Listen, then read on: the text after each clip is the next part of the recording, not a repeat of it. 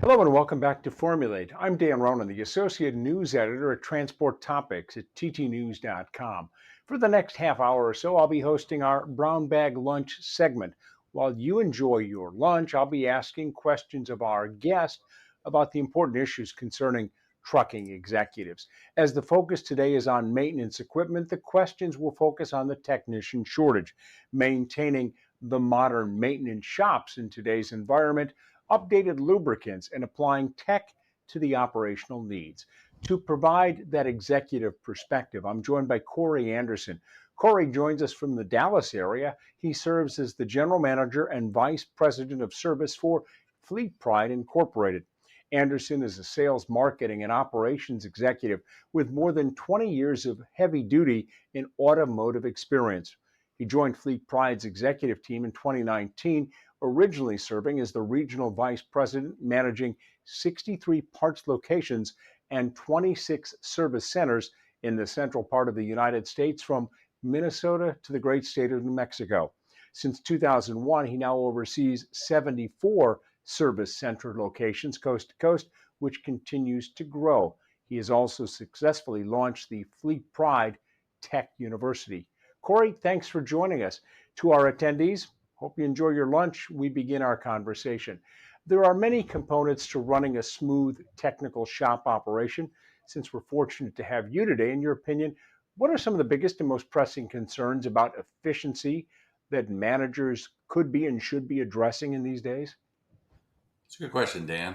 I would say technician training, trained and certified technicians is a big deal. And so this allows them to be prepared to address the challenging repairs head on and be prepared for those, as well as investing here in those technicians. You invest in that technician training bucket. It's going to help you with the retention piece, because you're not going to just be a place that they can work at, but it's a place where they can have a career and grow with you as you get going. So I'd say technician training is a big one. There's a couple others I think that are important. So a second piece would be tooling and investment. This allows us to support a mix of repairs for all makes and all models. At FleetPride, we see any and every model and make of truck that you can imagine. And so if we didn't have the tools necessary to be able to perform those repairs immediately, it would really slow down that process and not allow that customer to be in and out of that shop as quick as possible. I'd say the last thing that I would be a good area to focus on would be scheduling. When you go into a shop, the shops that are very productive at getting trucks in and out are organized, and they've got they focus on placing the correct technician with the correct repair. And so I'd say that's another area that should be a big focus for the management team is focused on scheduling. In your position, you work with hundreds or thousands of maintenance teams at private fleets and independent repair shops.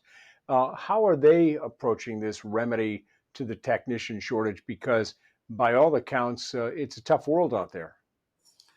Completely agree. I think for the foreseeable future, it's going to continue to be a challenge, just like it will with any of the workforce demand that we're seeing.